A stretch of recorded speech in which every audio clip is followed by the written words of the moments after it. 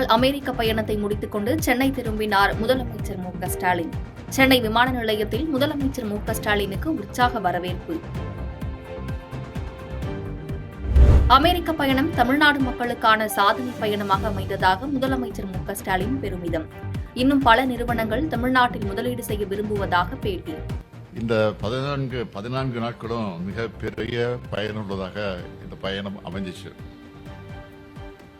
உலகின் புகழ்பெற்ற தலைசிறந்த 25 நிறுவனங்கள் கூட நான் சந்திப்பை நடத்தியிருக்கிறேன். இதில் 18 நிறுவனங்கள்,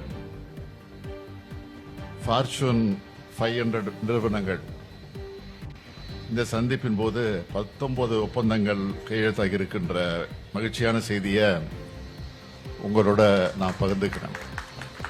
ஜிஎஸ்டி பிரச்சினை குறித்து எடுத்துரைத்த அன்னபூர்ணா உணவக உரிமையாளரை மத்திய அரசு கையாண்ட விதம் வெட்கப்பட வேண்டிய ஒன்று. மக்கள் இதனை பார்த்துக் கொண்டிருப்பதாக முதலமைச்சர் மு க ஸ்டாலின் கருத்து. ஜிஎஸ்டி குறித்த தொழில் முனைவோரின் நியாயமான கோரிக்கைகளை அவர் முன்வைத்தார் என்பதற்காக அதனை ஒன்றிய அமைச்சர் கையாண்ட விதம் என்பது ரொம்ப வெட்கப்பட வேண்டிய ஒன்று. அதை மக்கள் பார்த்துக்கிட்டு இருக்காங்க.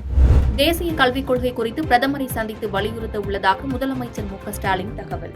மெட்ரோ ரயில் திட்டங்களுக்கு உரிய நிதியை பெற கோரிக்கை விடுப்பேன் என்றும் அறிவிப்பு.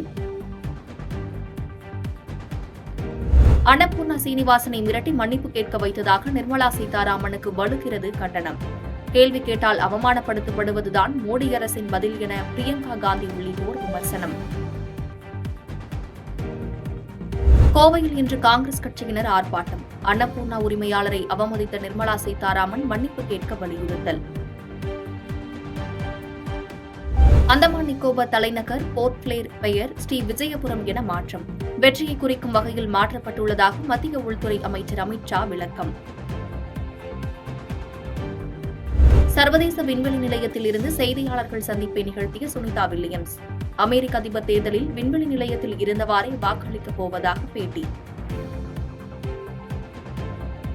அமெரிக்க பயணத்தின் மூலம் 7,618 கோடி ரூபாய் முதலீடுகள் ஈர்க்கப்பட்டன. வெற்றிகரமான பயணமாக அமைந்ததாகவும் சென்னை திரும்பிய பின் முதலமைச்சர் மு க ஸ்டாலின் பேட்டி.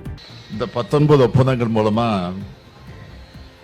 7,618 கோடி ரூபாய் முதலீடு தமிழ்நாட்டுக்கு வந்திருக்கு. சொன்னதைதான் செய்வோம், செய்வதைதான் சொல்வோம். அமைச்சரவை மாற்றம் தொடர்பான கேள்விக்கு முதலமைச்சர் மு க ஸ்டாலின் பதில். நாங்கள் திமுக என்பது சொன்னதை தான் செய்யும், சொல்வதை தான் செய்வோம். தமிழகம் முழுவதும் டிஎன்பிஎஸ்சி குரூப் 2 தேர்வு தொடங்கியது.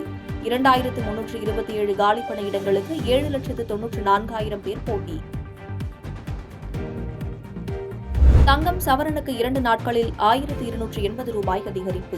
சென்னையில் ஒரு சவரன் 54,920 ரூபாய்க்கு விற்பனை. அன்னபூர்ணா உணவக உரிமையாளரை யாரும் மிரட்டி மத்திய அமைச்சரிடம் மன்னிப்பு கேட்க வைக்கவில்லை.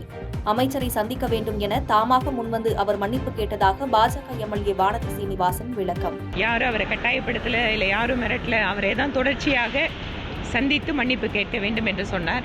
வந்து மன்னிப்பு கேட்டார். திமுகவின் பொதுச் செயலாளர் பதவிக்கு தாம் வந்தது எப்படி என அமைச்சர் துரைமுருகன் விளக்கம். கட்சியில் ஆடாமல் அசையாமல் இருந்ததோடு தலைவருக்கு அடிபணிந்து நடந்ததாக பேச்சு. லடாக்கில் கோலாகலமாக நடைபெற்ற பாரம்பரிய திருவிழா. உள்ளூர் மக்களின் ஆடல் பாடல்களை ரசித்து பார்த்த சுற்றுலா பயணிகள். இன்று மாலை வெளியாகிறது தளபதி 69 படத்தின் அட்டகாசமான அப்டேட். விஜயின் கடைசி படம் என்பதால் ரசிகர்கள் மத்தியில் உச்சபட்ச எதிர்பார்ப்பு. பெரிய பட்ஜெட் படமோ பெரிய ஹீரோ படமோ பாக்ஸ் ஆபீஸில் வசூல் செய்யும் படமோ நல்ல படம் இல்லை என்று விஜயின் 69வது படத்தை இயக்க உள்ள எச் வினோத் பேச்சு. மனிதனை மனிதாபிமானம் மிக்கவர்களாக மாற்றும் படமே நல்ல படம் என்று கருத்து. ஜம்மு காஷ்மீர் சட்டப்பேரவை தேர்தலையொட்டி பிரதமர் மோடி இன்று பிரச்சாரம். தோடா மாவட்டத்தில் நடைபெறும் பொதுக்கூட்டத்தில் பாஜக வேட்பாளர்களுக்கு ஆதரவு திரட்டுகிறார். பாதகம் செய்பவரை கண்டால் நாம் பயங்கொள்ளலாகாது பாப்பா. மோதி மிதித்து விடு பாப்பா, அவர் முகத்தில் உமிழ்ந்து விடு பாப்பா. அண்மை செய்திகளை உடனுக்குடன் தெரிந்து கொள்ள இணைந்திருங்கள் இயம்நாடு தொலைக்காட்சியுடன்.